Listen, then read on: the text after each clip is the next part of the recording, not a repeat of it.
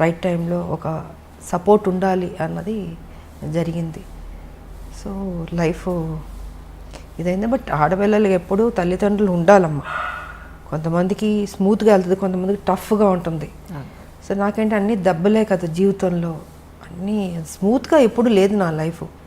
అన్నీ టఫ్గా దెబ్బలు తింటూ నేర్చుకుంటూ ముందుకు వెళుతూనే అనుకున్నది సాధించాను. కాకపోతే మా ఫాదర్ ఒక కోరిక నేను నెరవేర్చాను, ఒక పెద్ద స్టార్ అవ్వాలన్నది. దాని తర్వాత మా భర్త సేమ్ అదే బాధ్యత ఆయన తీసుకుని, ఆయన కూడా అక్కడితో ఆపలే.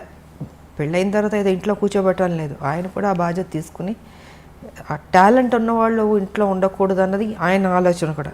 సో ఆయన కూడా దాన్ని అలా కంటిన్యూ చేసి మీకు కర్తవ్యం అన్నది ఆయన ప్రొడ్యూస్ చేసి, సో ఒక హీరో ఇమేజ్ తీసుకొచ్చింది మా భర్త. అంటే తను ఓన్లీ ఒక హౌస్ వైఫ్లో లేకపోతే ఈ గ్లామరో ఇలా కాదు, ఇంకేదైనా కొత్తగా చేద్దామని పోలీస్ ఆఫీసర్ది కర్తవ్యం అన్నది ఆయన ప్రొడ్యూస్ చేశారు. ఇంకా దాని తర్వాత లేడీ అమితాబ్ ఇవన్నీ వచ్చినాయి. అండ్ ఓసే రామలం అదే పెళ్లి చేసేసుకున్న తర్వాత ఇంట్లో కూర్చుని ఉంటే కర్తవ్యం ఉండేది కాదు, ఓసే రామలం ఉండేది కాదు, ఆ హీరో ఇమేజ్ వచ్చేది కాదు. సో క్రెడిట్ ఐ థింక్ మా హస్బెండ్కి ఇవ్వాలి. నేను జనరల్గా మనకు ఉంటుంది, చాలే పెళ్లి చేసుకున్నాం సెటిల్ అయిపోదాం అనుకుంటాం, కానీ అలా అనుకోలేదు. ఇంకా అది కూడా కాదు, దాని తర్వాత మళ్ళీ పాలిటిక్స్ కూడా నా మనసులో ఉంటుంది మనకి, కాకపోతే అవన్నీ జరుగుతాయా అని ఒక డౌట్ కూడా ఉంటుంది. కానీ వెనక నేను సపోర్ట్ చేసి ముందుకు నడిపిస్తూ ఈ దారిలో వెళ్ళు, ఈ దారిలో నువ్వు చేయి, నీ డ్యూటీ నువ్వు కరెక్ట్గా చేయి, ఆటోమేటిక్గా అన్నీ సర్దుకుంటాయి, మంచి జరుగుతాయి అన్నది ఆయన చెప్పింది. ఇంకా అలాగా. కానీ ఒక విమెన్ ఏ ఇండస్ట్రీలో ఉన్నా సరే ఒక ఇమేజ్ తెచ్చుకోవడం, వాళ్ళకంటూ ఒక గుర్తింపు తెచ్చుకోవడం అనేది చాలా కష్టం. అందులో గ్లామర్ ఫీల్డ్లో, ఫిల్మ్ ఇండస్ట్రీలో ఒక హీరో ఇమేజ్ అనండి, అది కమర్షియల్గా అయినా సరే లేదంటే ఒక వాల్యుబుల్ పాయింట్లో అయినా సరే, మీరు ఒక హీరో ఇమేజ్ని అప్పట్లోనే హీరోలతో సమానంగా మీరు రెమ్యునరేషన్ పాయింట్ ఆఫ్ వ్యూలో కానీ మీ ఒక మాటకు విలువ కానీ అప్పుడు మీరు అంతా సంపాదించుకోవడం అనేది మామూలు విషయం కాదు యాజ్ ఎ విమెన్. సో అదంతా ఈజీ అండి. ఒక అమ్మాయికి ఒక హీరో ఇమేజ్ని తీసుకొచ్చి ఫస్ట్ థింగ్ ఏంటంటే మనం మెంటల్గా ప్రిపేర్ అవ్వాలి. హీరోలు ఫైట్ చేసేది మనం చూస్తున్నప్పుడు, మేము హీరోలు పక్కన చేసేటప్పుడు కొన్ని సీన్స్లో వచ్చి హీరో ఫైట్ చేస్తుంటాడు, మనం రియాక్షన్ ఇవ్వాలి. అప్పుడు అనిపించేది అయ్యో పాప ఇంత కష్టపడుతున్నారు, ఇంత ఎగురుతున్నారు, కొడుతున్నారు, దెబ్బలు తగులుతుంటాయి వాళ్ళు కూడా. అలాంటిది నాకు వచ్చేటప్పటికి నేను అసలు ఫస్ట్ నాకు కొంచెం టైం పట్టింది నేను అడ్జస్ట్ అవ్వడానికి. అంటే ఆ ప్యాటర్న్లోకి తీసుకురావడం, నా ఫిజిక్ కావచ్చు, నా ఆ స్టైల్ కావచ్చు, ఒక మహిళలా చేసినట్టు ఉండకూడదు. అంటే ఒక హీరో ఒక రఫ్ అండ్ టఫ్ ఆ బాడీ లాంగ్వేజ్ తెచ్చుకోవాలి, దాంట్లో ఇమిడిపోవాలి. సో ఇట్ టుక్ టైం నాకు అది అడ్జస్ట్ అవ్వడానికి. అండ్ ఫస్ట్ పిక్చర్కి నా ఫైట్స్కి సెకండ్ థర్డ్ దానికి ఇంప్రూవైజ్ చేసుకుంటూ వెళ్ళాను. సో ఇంకా దాని తర్వాత ది బెస్ట్ అన్న పేరు తెచ్చుకున్నాను నేను. అండ్ ఇంకోటి ఏంటంటే ఎందుకు చేయలేము, మనం చేద్దాం, రిస్క్ అయినా పర్లేదు. అప్పుడు మాకు ఈ గ్రాఫిక్స్ అంత లేదు, సో ఏదన్నా కూడా ఒరిజినలే ఉండదు, డూప్ లేకుండా చేసేదాన్ని. చేద్దామని మాస్టర్లతో కన్విన్స్ చేసి ఇంకా సాహసాలే అన్నీ, ఎంత 20 అడుగులో 30 అడుగులు దూకమన్నా దూకేవాళ్ళం.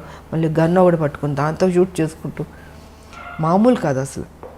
సో ఇలాగా ఇంప్రూవైజ్ చేసుకుంటూ ఇంకా బెటర్మెంట్ చేద్దాం అన్నది సినిమా నుంచి సినిమాకి బెటర్ అయింది నాకు.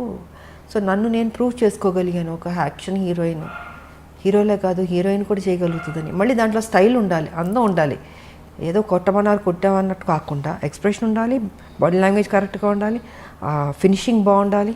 అది డ్యాన్స్ కావచ్చు, ఫైట్స్ కావచ్చు, ఏదైనా బ్యూటీ ఉండాలి, న్యాచురల్గా ఉండాలి, ఆర్టిఫిషియల్గా ఉండకూడదు. ఏదో ఇప్పుడు జంప్ చేయమన్నారు ఇలా జంప్ చేయడం కాదు, ఒరిజినల్గా జంపింగ్లానే ఉండాలి, రఫ్ లుక్ ఉండాలి. సో ఇలాగ నా బాడీని నేను మలుచుకుంటూ చేశాను నేను.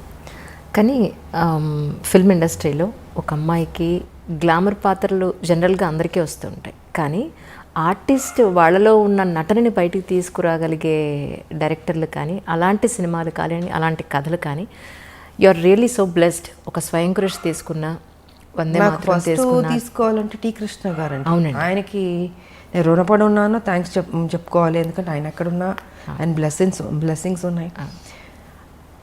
తనలో ఒక నటన ఉందన్నది నేటి భారతంలో తీసుకొచ్చాడు బయటికి.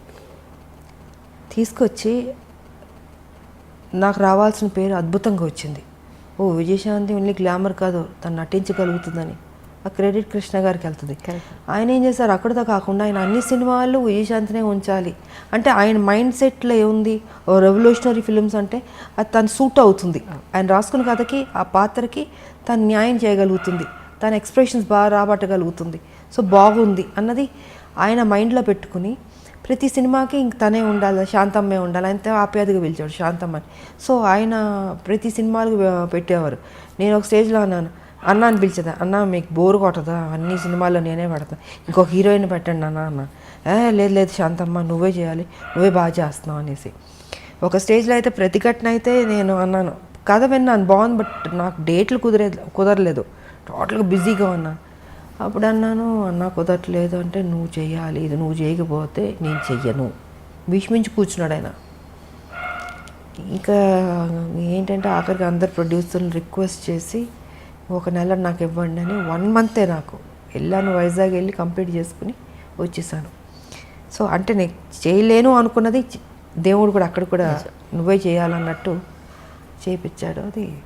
అదొక మలుపు. మళ్ళీ సూపర్ స్టార్ అన్నది ప్రతిఘటనతో స్టార్ట్ అయింది నాకు ఆ టైటిల్. కానీ అప్పట్లో ప్రతిఘటన అంటే ఒక రెవల్యూషన్ తీసుకొచ్చి అసలు యాక్చువల్గా చాలా చిన్నమ్మాయి నేను.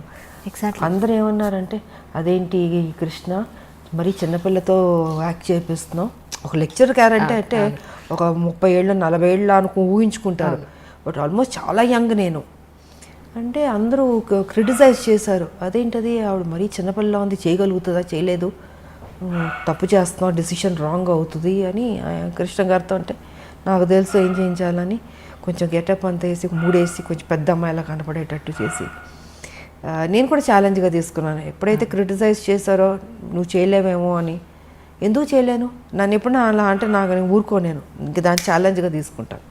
ఇంక తీసుకుని సో కృష్ణ గారు పట్టుబట్టడం, నేను ఆ ఛాలెంజ్గా తీసుకోవడం, అది అద్భుతంగా సక్సెస్ అయింది. అది మలుపు తిరిగింది నా లైఫ్ దాంతో. మీలో నటనని బయటికి తీసుకొచ్చింది ఒక మాసం. అందరూ గ్లామర్ని చూస్తే ఆయన మాత్రం మీలో ఉన్న అంతే. ఫస్ట్ కృష్ణ గారికి క్రెడిట్ వెళ్తుంది, దాని తర్వాత మిగతా వాళ్ళందరూ మంచి డైరెక్టర్లు, గొప్ప డైరెక్టర్లు పనిచేస్తారు, డిఫరెంట్ క్యారెక్టర్స్. బట్ ఆ అమ్మాయిలో ఆ టాలెంట్ ఉన్నదని తీయాలి కదా ఎవరో ఒకళ్ళు, అది టీ కృష్ణ గారు. అవును. కానీ ఒక ఆర్టిస్ట్కి తన జీవితం మొత్తం మీద చూసుకుంటే మహా అయితే ఒక 2, 3 దొరుకుతాయేమో అలాంటి రేర్ కదా. కానీ మీ విషయంలో ఒక పెద్ద లిస్టే ఉందండి. నిజంగా నేను ప్రిపేర్ చేసుకున్నాను, చదవండి లిస్ట్. అసలు మామూలు కాదు. మీరు టీ కృష్ణ గారితో చేసిన సినిమాల దగ్గర నుంచి టీ కృష్ణ గారితో దగ్గర మీరు 6 సినిమాలు కంటిన్యూస్గా చేశారు. అన్నింటికన్నా మించి అసలు మీరు చేసిన సినిమాలన్నింటిలో అద్భుతమైన ఆర్టిస్ట్ని బయట తీసుకొచ్చిన సినిమాలంటే 10ల సంఖ్యలో ఉన్నాయి. ఎవరికన్నా 3, 4 చెప్పుకోవడానికి ఉంటాయి అసలు. అలాంటిది యూఆర్ రియల్లీ బ్లెస్డ్ అండి నిజంగా. అది మా అందరూ దేవుడు ఎందుకో నా మీద కొంచెం ప్రేమ ఎక్కువైనట్టుంది, అందుకే అంత మంచి చేశాడు నాకు. మనసు మంచిది కాబట్టి మంచిగా జరుగుతుంది. నిజంగా నేను ఎప్పుడు ఎవరి గురించి చెడుగానో నాకు అనవసరం, నా పని, నా డ్యూటీ, నా ఇల్లు, అంతే. ఇదే నా ప్రపంచం అనుకున్నాను నేను. కానీ అదే ఒక అమ్మాయికి ఎక్కడన్నా మీకు తెలుసుండి ఒక అమ్మాయికి ఎక్కడన్నా అన్యాయం జరిగింది అని అంటే మాత్రం నిజంగా రామలం బయటకు వస్తుంది అనేది మొన్న అమ్మాయి విషయంలో చిన్నపిల్ల. అది మహిళలకి ఎప్పుడు న్యాయం జరగాలనేది మాత్రం నేను ఫస్ట్ నుంచి పోరాడుతూనే ఉన్నాను. నా వాయిస్ రేస్ చేశాను. నేను బాధగా ఉంటుంది, ఎందుకంటే ఒక మహిళగా నాకు తెలుసు ఆ కష్టాలు, ఎంత కష్టపడితే కానీ పొజిషన్కి రారు, ఎంత స్ట్రగుల్ అవ్వాల్సి వస్తుంది. ప్రతి చోట అడ్డంకి ఉంటుంది. అంటే మన ప్రొఫెషన్లో ఏ ప్రొఫెషన్ ఎన్నుకున్నా దాంట్లో అచీవ్ చేయడానికి అడ్డుపొలలు వేస్తూ ఉంటారు, వెనక్కి లాగుతూ ఉంటారు. సో ఆ పెయిన్ కానీ నాకు తెలుసు. అది కాక మొన్న జరిగిన ఇన్సిడెంట్ అయితే అది మరీ దారుణం అమ్మ. నాకు నిజంగా అది ఆ మధ్యన ఒక 3 months బేబీ, మళ్ళీ అది రిపీట్ చేయాలంటే మళ్ళీ నా మూడ్ పాడైపోద్ది. అది అంటే ఎలాంటి ప్రపంచం ఎలాగైపోతుంది, బాగుపడద్దు అనుకుంటే ఇంకా వర్స్ట్ అవుతుంది ఏంటి అన్నది నిజంగా బాధగా ఉంది. అది తెలియదు మరి మారాలమ్మా. అదే మొన్న చాలా రోజుల తర్వాత మీరు ఆ ఇష్యూ గురించి ఆ శవం అతనిది కాదు, మీరు అసలు ఏం చేశారో చెప్పండి అని డిపార్ట్మెంట్ వాళ్ళని కూడా బికాస్ ఫస్ట్ లేదంటారు కాస్త ఉందంటారు. అంటే ఒక వ్యక్తిని పట్టుకోవడానికి ఎందుకు ఇంత గేమ్ అనేది నేను చెప్పదలుచుకుంది ఆ రోజు. ఎస్ అని నిజంగా నడి రోడ్డు మీద చంపాలి వాడిని, అంత కోపం వచ్చింది నాకు. సరే ఇంకా వీళ్ళు చేసే పోలీసులు చేసే గేమ్ అన్నీ చేస్తుంటారు, ఎన్కౌంటర్లు చేస్తారు, అన్నీ చేస్తారు. బట్ ఏదైనా అది కరెక్ట్ కాదమ్మా. అది వాళ్ళకి ఎలా వస్తుంది ఈ ఆలోచన తెలియట్లేదు నాకు. పాప ఆ తల్లిదండ్రులు నిజంగా ఆ తల్లి నేను ఓదార్చలేకపోయినా, ఆవిడ కంటిన్యూస్ ఏడుస్తూనే ఉంది. ఆ పెయిన్ ఎంత ఉంటుందమ్మా నిజంగా, చాలా బాధ వేసింది నాకు. అండ్ నాకు వచ్చిన కోపాన్ని వాడిని అక్కడే పట్టుకుని కొడదామా చంపుదామా అని అంత కోపం వచ్చింది నాకు నిజంగా. అసలు ఆ చంటి బిడ్డ ఎంత ముద్దుగా ఉంది ఆ పాప. నిజమా? వాడికి ఒక బిడ్డ ఉన్నట్టుంది. ఐ డోంట్ నో మరి ఇలా మైండ్లో ఏమైనా దెయ్యం దూరుతుందా, రాక్షసులాను కూర్చుంటారో తెలియదు మరి. చిచి, సమాజం పాడైపోయిందమ్మా చాలా మ్యామ్. నిజం.